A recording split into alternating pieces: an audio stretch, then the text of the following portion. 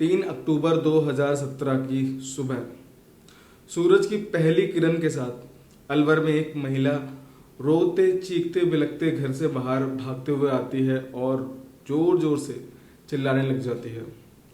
उसकी आवाज़ सुनकर आसपास के जो पड़ोसी होते हैं वो इकट्ठा हो जाते हैं और लोग पूछने लग जाते हैं कि क्या हुआ। महिला बताती है कि कोई कल रात को आया और उसके घर में कत्लेआम मचा के चला गया, जिसका मतलब था कि कल रात को कोई उसके घर आया था और उसने उसके परिवार के सभी मेंबर का कत्ल कर दिया था। जब पड़ोस वाले उसके घर पहुंचते हैं तो वो देखते हैं जो घर का आंगन रहता है, उस आंगन में जो बिस्तर लगा हुआ आता है वहाँ पर 3 बच्चे होते हैं जिनकी लाशें पड़ी होती है, जिनके गर्दन कटे हुए रहते हैं। उनके गर्दन से खून टपक रहा होता है और वो पूरा बिस्तर खून से रंग गया होता है। इसके बाद साथ ही साथ देखते हैं कि जो आंगन के बगल में ही एक रूम होता है वहाँ से भी एक खून की धारा निकलते हुए दिखाई दे रही होती है। जब पड़ोसी होते हैं वो समझ जाते हैं कि पास के रूम में भी किसी का कत्ल हुआ है। वो भागते हुए जाते हैं, चेक करते हैं तो वहाँ पर जो वो महिला रहती है उसका पति और उसका जो सबसे बड़ा वाला लड़का होता है उसकी बॉडी होती है। उनके भी गर्दन पे चाकू का निशान होता है, मतलब उनकी गर्दन काटी गई थी, लेकिन उनकी हालत और ज़्यादा बदतर थी क्योंकि उनके जो छाती पे थे बहुत ज़्यादा गहरा घाव था। मतलब जो कातिल था उसे देख के ऐसा लग रहा था कि उसने कई बार छाती पर चाकुओं से वार किया है, जिसकी वजह से जो छाती के अंदर के शरीर का हिस्सा था वो बॉडी से बाहर निकल के दिख रहा था। इतना कुछ होने के बाद जो पड़ोसी थे वो महिला से पूछने लग जाते हैं कि आखिर क्या हुआ, हमें बताओ तो सही। क्योंकि उस महिला के घर में कुल 5 लोगों का कत्ल हुआ था रात में, जिसमें से 3 उस महिला के बच्चे और एक भतीजा और उसका पति था। लोग पूछते हैं जब तक हमें बताओगे नहीं हमें समझ नहीं आएगा हम क्या करें क्या ना करें, और ऐसा कैसे हो सकता है कि जो तुम इतनी गहरी नींद में कैसे सो सकती हो कि जो कातिल था वो आया इतने लोग को मार के चला गया और तुम इतनी गहरी नींद में सो रही थी। इसके बाद पुलिस को फ़ोन किया जाता है, पुलिस आती है और छानबीन शुरू करती है। पुलिस घर में देखती है कि जो कातिल था उसने घर में कोई भी चोरी नहीं करी थी, कोई भी तोड़ फोड़ नहीं की थी। उसने सिर्फ उन 5 लोगों का कत्ल किया था और ऐसा दिख रहा था कि जो कातिल थे वो सिर्फ उन 5 के कत्ल के पर्पस से आए थे और कत्ल करके चले गए थे।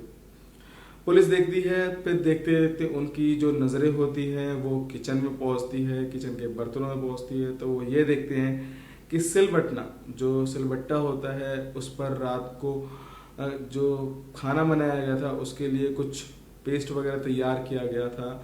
तो पुलिस उसको जब्त करके फॉरेंसिक के लिए ले जाती है। बाकी इसके आगे की जो कार्रवाई रहती है वो चलती रहती है। अब आखिर जो पुलिस रहती है उसको शक तो हो जाता है महिला के ऊपर कि ऐसा कैसे हो सकता है कि जो कातिल था वो रात को 5 लोगों का कत्ल करके चला जाता है और महिला को छोड़ देता है, और महिला को इसकी भनक भी नहीं लगती है और महिला पूरी रात उन 5 बॉडियों के साथ रहती है। पुलिस को शक तो महिला पे था, लेकिन वो सबूत इकट्ठा करने पे लगी थी और इसीलिए वो महिला को अभी कुछ कह नहीं दी थी।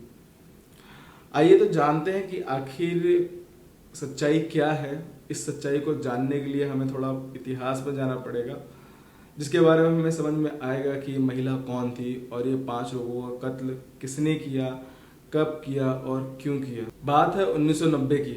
एक लड़की थी जिसका नाम था संतोष शर्मा। संतोष शर्मा पढ़ाई में ठीक थी, लेकिन साथ ही साथ उसे टाइकोंडो भी आता था। 1990 में संतोष शर्मा की शादी अलवर के बनवारी लाल सिंह के साथ हो जाती है। जो बनवारी लाल रहता है वो एक फैक्ट्री में सुपरवाइजर का काम करता है। दोनों की शादी होती है परिवार की रजामंदी के साथ। इसके बाद जो संतोष रहती है वो बनवारी लाल सिंह के साथ रहने लग जाती है। असल में वो जहाँ रहती है वो देखती है कि आसपास की जो महिलाएं रहती हैं वो अच्छे कपड़े पहनती हैं, घूमना फिरना गाड़ी, ये सब देख के जो संतोष शर्मा रहती है उसके मन में लालच आ जाता है। लेकिन जो उसका ये पति रहता है वो एक सुपरवाइजर रहता है, तो वो सब इतनी सारी चीज़ें, ये गाड़ी, ये महंगे कपड़े, गहने, ये अफोर्ड नहीं कर पाता है। जिसे देखकर जो संतोष शर्मा रहती है उसके मन में कुछ आइडिया आता है। उसको टाइकोंडो आता है तो वो अपने पति से बोलती है कि वो टाइकोंडो की एक टीचर बन जाएगी जहाँ से उसे कुछ पैसा मिलेगा। पति की रजामंदी के बाद अब संतोष है वो एक टाइकोंडो की टीचर बन जाती है एक स्कूल में, और बच्चों को टाइकोंडो सिखाने लग जाती है। वहाँ से जो वो सैलरी मिलती है वो अपने उससे खर्च चला लेती है, लेकिन अभी भी उसके मन में लालच था महंगी महंगी गाड़ियों का, महंगे महंगे गहनों का, जिसे वो अफोर्ड नहीं कर पा रही थी। जिसकी वजह से कभी कभी क्या होता था कि उसके और उसके पति के बीच में झगड़ा हो जाता था इन चीज़ों को लेकर, क्योंकि उसका पति वो ये सब चीज़ें अफोर्ड नहीं कर पाता था। ये सब चलता ही रहता है। लेकिन इसी बीच में क्या होता है कि जो स्कूल वाले रहते हैं वो संतोष शर्मा को कहते हैं कि तुम अभी इसकी और ट्रेनिंग लो टाइकोंडो की, ताकि हमारे बच्चे और अच्छी तरीके से इसे सीख पाए। वो संतोष शर्मा को कहते हैं कि उदयपुर में एक कैंप लगा हुआ है टाइकोंडो का, वहाँ पर सिखाया जा रहा है टीचरों को, तो तुम वहाँ जाओ और सीख के आओ। बस ये जो ट्रेनिंग थी उदयपुर की, यहीं से ही संतोष शर्मा की लाइफ बदलने वाली थी। संतोष शर्मा जाती है वहाँ पर, और वहाँ पर उसकी मुलाकात, जिस तरह संतोष शर्मा वहाँ टाइकोंडो सीखने गई थी उसी तरीके से वहाँ पे और भी लोग आए थे टाइकोंडो सीखने के लिए। तो वहीं पर संतोष शर्मा की मुलाकात एक हनुमान जाट नाम के लड़के से होती है। वो भी टाइकोंडो की ट्रेनिंग लेने आया था, और जो हनुमान जाट रहता है वो संतोष शर्मा से 10 साल छोटा रहता है। अब इन दोनों की बातचीत होती रहती है। इसके साथ जो हनुमान जाट रहता है वो संतोष शर्मा को अच्छे रेस्टोरेंट में लेके जाता है, खाता पीता है। इसके बाद वो संतोष शर्मा को और दूसरी जगह पे भी लेके जाता है, जिसे देखकर जो संतोष शर्मा रहती है उसके मन में लालच आ जाता है कि ये मुझे इतने अच्छे रेस्टोरेंट में लेके आया है, इसके साथ ही साथ दूसरी जगहों पर भी लेके जा चुका है, तो इसके पास पैसे हैं जो मैं अपने पति के साथ अफोर्ड नहीं कर सकती। ये वो लाइफ मुझे ये व्यक्ति दे सकता है। अब इसी बीच क्या होता है कि जो संतोष शर्मा रहती है उसका और हनुमान जाट का नंबर एक्सचेंज हो जाता है। अब ये दोनों आपस में बातचीत करने लग जाते हैं। अब इसके बाद जब संतोष शर्मा रहती है वो जब वापस आती है ट्रेनिंग के बाद से, तो भी ये लगातार हनुमान जाट से फ़ोन पे बातें करती रहती है। और अब संतोष शर्मा और हनुमान जाट आपस में फिजिकल भी हो चुके थे, और इनके बीच अब बहुत गहरा प्यार हो गया था। जो संतोष शर्मा थी वो हनुमान जाट से कंटिन्यूसली फ़ोन पे बात किया करती थी, जिसकी वजह से एक दिन जो संतोष शर्मा रहती है उसका बड़ा बेटा ये बात सुन लेता है। आपको बता दूं कि जो संतोष शर्मा रहती है उसके कुल 3 बच्चे होते हैं, जिसमें से जो सबसे बड़ा बच्चा रहता है उसकी एज 17 साल होती है और नाम होता है मोहित। मोहित अपनी माँ की ऐसी बातें सुनकर अपने पिता को जाके बता देता है। इसके बाद उसके पिता अपनी पत्नी को समझाते हैं कि इस उम्र में ये सब शोभा नहीं देता है, वो सब छोड़ दो। उसका लड़का भी अपनी माँ को समझाता है, जिसके बाद घर में तनाव का माहौल हो जाता है। अब जो संतोष शर्मा रहती है उसे समझ में आ जाता है कि अगर मुझे हनुमान जाट से मिलना है या उससे बातचीत करना है तो मुझे इन दोनों को रास्ते से हटाना पड़ेगा, क्योंकि ये जो दोनों थे अब उसके रास्ते का रोड़ा बन रहे थे। इसके बाद जो संतोष शर्मा ये सारी बातें हनुमान जाट को बता देती है, और यहाँ से शुरू होती है घर के लोगों को मारने की प्लानिंग। संतोष शर्मा अपने शौक को पूरा करने के लिए लालच में इतना डूब चुकी थी कि उसे अब सही गलत कुछ भी नहीं दिखाई दे रहा था। वो इस लेवल पे पहुंच चुकी थी कि अब वो अपने शौक को पूरा करने के लिए अपने पति और अपने बच्चे को मारने के लिए तैयार हो चुकी थी। ये जो कत्ल किया गया था ये 3 अक्टूबर 2017 में किया गया था, लेकिन इसकी जो प्लानिंग थी वो 1 साल पहले ही शुरू कर दी गई थी, मतलब 2016 में। 2016 से ही इन्हें मारने की प्लानिंग शुरू कर दी गई थी, जिसमें सबने अलग अलग किरदार निभाए थे। जैसे जो इनका हनुमान जाट रहता है संतोष शर्मा का, वो अलग अलग फेक एड्रेस बनवाता है आईडी प्रूफ पे और उन पर बहुत सारी सिम खरीदता है और संतोष शर्मा से कहता है कि इस सिम का, इन नंबरों का इस्तेमाल हम तब करेंगे जब मर्डर हो जाएगा फैमिली मेम्बर्स का, उसके बाद हम इस नंबरों से बात करेंगे। इसके साथ ही साथ वो ऑनलाइन कुछ सामान भी मंगवाते हैं, जैसे धार चाकू वगैरह मंगवाते हैं, जिससे कत्ल आसानी से किया जाए। और 2016 से ही जब ये तनाव हो जाता है हनुमान जाट को लेकर और संतोष शर्मा के घर में, तो उसके बाद से संतोष शर्मा अचानक ही अपना बिहेवियर चेंज कर देती है। वो अपने घर में सबसे प्यार मोहब्बत से बातें करने लग जाती है और ऐसा बिहेव करती है कि जैसे वो अब सुधर गई है, उसका अब हनुमान जाट से कोई लेना देना नहीं है, वो बस अपना घर चलाना चाहती है, घर देख रही है। ऐसे ही चलता रहता है धीरे धीरे। फिर समय आता है 2 अक्टूबर का। 2 अक्टूबर का दिन आता है, हनुमान जाट रहता है, वो संतोष शर्मा को कुछ नशीली दवाएं दे देता है और कहता है कि इसे अपने फैमिली मेम्बर्स को खिला देना, ताकि जिससे वो सो जाए गहरी नींद में और उसके बाद शुरू होगा मौत का नंगा नाच। जिस समय ये सब प्लानिंग चल रही थी, जिस समय ये सब कुछ हो रहा था, उस समय संतोष शर्मा के घर पर संतोष शर्मा की सगी बहन और उसका बच्चा भी मौजूद था। 2 अक्टूबर की रात संतोष शर्मा घर वालों के लिए कुछ स्वादिष्ट खाना, कुछ स्पेशल खाना बनाने के नाम पर उस दवाई का इस्तेमाल करती है। वो क्या करती है, वो सिलबट्टा लेती है, सिलबट्टे पे चटनी पीसती है और उसी चटनी में वो नशीली दवाइयाँ मिला देती है और फिर रायते के साथ पूरे परिवार को खिला देती है। जब संतोष शर्मा सिलबट्टे पे चटनी पीस रही होती है, उस समय उसकी बहन भी आके पूछती है कि दीदी आप ये क्या कर रही हो। तो संतोष शर्मा कहती है कि तुम अपने काम से मतलब रखो और खाने का मज़ा लो। और इसके बाद जो संतोष शर्मा रहती है, वो चटनी को और रायते को अपने परिवार के सभी सदस्य को परोसने लग जाती है। लेकिन उस दिन जो उनका बड़ा लड़का रहता है मोहित, जिसकी उम्र 17 साल रहती है, उसकी तबीयत कुछ ख़राब रहती है, जिसकी वजह से वो दवाई वाली चटनी खाता नहीं है और हल्का फुल्का खाना खाकर अपने रूम में चला जाता है और सो जाता है। जब फैमिली के सभी मेंबर्स सो जाते हैं गहरी नींद में, इसके बाद जो संतोष शर्मा रहती है वो हनुमान जाट को बुलाती है, जो कि उस समय घर के आसपास ही मौजूद रहता है।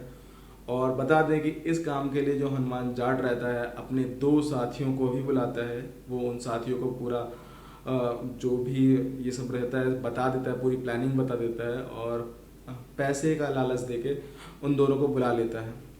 तो कुल तीनों लोग पहले से ही इंतज़ार कर रहे होते हैं। जैसे ही सब लोग सो जाते हैं, संतोष शर्मा दरवाज़ा खोलती है और उन लोग को अंदर बुलाती है इशारों से, और इशारों में ही बताती है कि उसका पति और बड़ा लड़का कहाँ सोया हुआ है। असल में उस रात जो उनका लड़का रहता है बड़ा वाला और उसका पति, वो दोनों ही एक रूम में सोए हुए रहते हैं। तो ये हनुमान जाट रहता है, ये अपने दोस्तों के साथ उस रूम में जाता है और उसके पति का गला झटके से एक ही झटके से काट देता है, जो हथियार उन्होंने ऑनलाइन मंगवाए थे उससे। अब जैसे ही वो उसके पति का गला काटता है एक ही झटके से, जो खून रहता है वो बगल में जो लड़का लेटा होता है उसके ऊपर जाता है। जो खून की छींटें होती हैं, फव्वारा होता है, वो उसके मुंह पे जाके लगता है, जिसकी वजह से उसे होश आ जाता है। तो जैसे ही वो उठता है, वो देखता है क्योंकि उसने दवाई नहीं खाई होती है, इसी वजह से वो तुरंत उठ जाता है। और जैसे ही वो उठता है तो जो हनुमान जाट रहता है वो उसका मुंह बंद करके तुरंत उसकी भी गर्दन काट देता है। और इसके बाद जो हनुमान जाट का साथी रहता है वो उसके लड़के के ऊपर और उसके पति के ऊपर, संतोष शर्मा के पति के शरीर पर बैठ के छाती पर इतने वार करता है कि वो ढंग से एक सांस भी नहीं ले पाते हैं। इतने बार करता है कि जो छाती के अंदर का हिस्सा है वो भी बाहर आने लग जाता है।